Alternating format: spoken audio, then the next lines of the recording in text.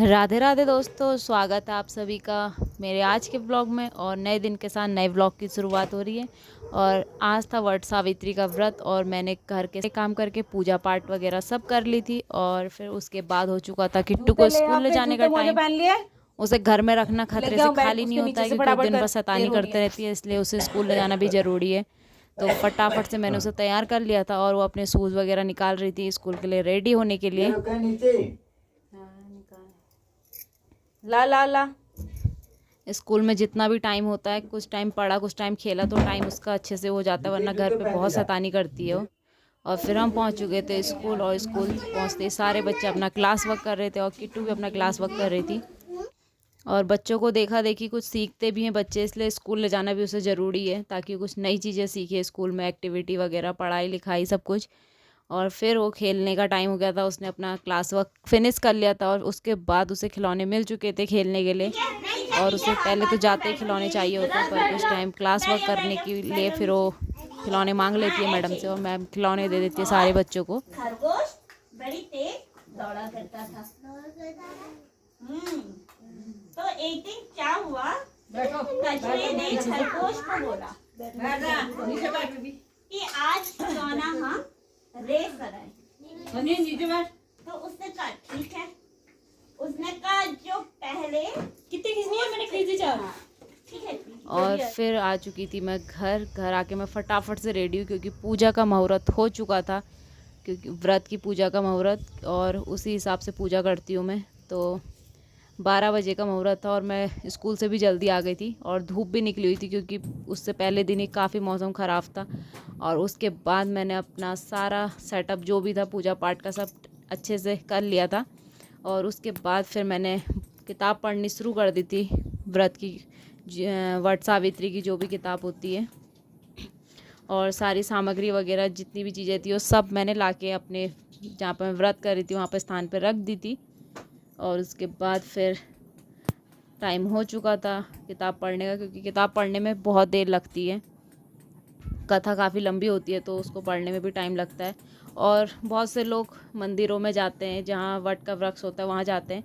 मैं शुरू से ही घर पे ही करती हूँ, वट का फंगा लाके, तो उसको मैं अच्छे से गमले पे रोप के वो घर पे ही सारी पूजा पाठ वगैरह कर लेती हूँ। और फिर मैंने पूजा पाठ करना शुरू कर दिया था।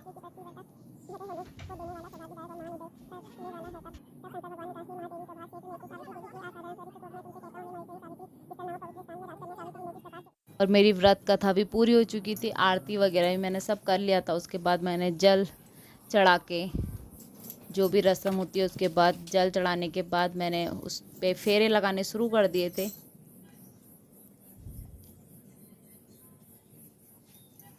और धूप तो इतनी ज़्यादा लगने लग गई थी, बहुत ज़्यादा धूप लगने लग गई थी, पर व्रत को सफल करने के लिए हमें थोड़ा जतन तो करने पड़ते हैं, वही मैं भी कर रही थी। और फिर मैंने अपने डोरे को वट वृक्ष से बांध दिया था, ताकि मैं उसके फेरे आसानी से लगा सकूं।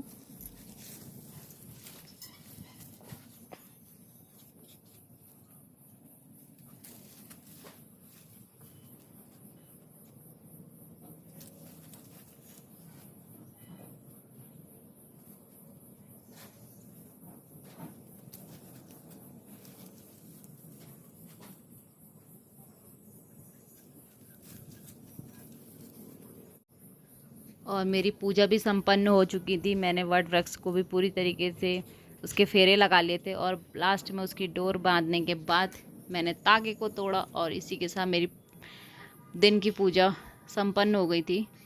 और फिर मैंने सूता धारण कर लिया था, जो भी वट सावित्री के व्रत पे रखते हैं। और फिर हो चुका था दिन के सारे आराम वाराम करने के बाद शाम को खाना बनाने का टाइम। और खाने पे मैंने बनाया था मीठे में खीर और बनाए थे छोले, क्योंकि सबसे सही खाना फिर यही रहता है, और ज़्यादा मेहनत भी नहीं करनी पड़ती है, क्योंकि व्रत में वैसे इतनी थकान लगे रहती है, काम करने का बिल्कुल भी मन नहीं होता।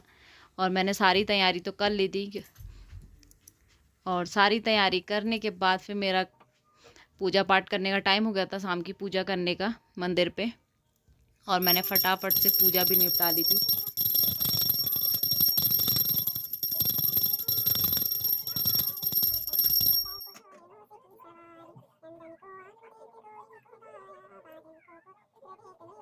और आज के व्रत में तो पूरे दिन भर पूजा पाठ ही होते रहती है।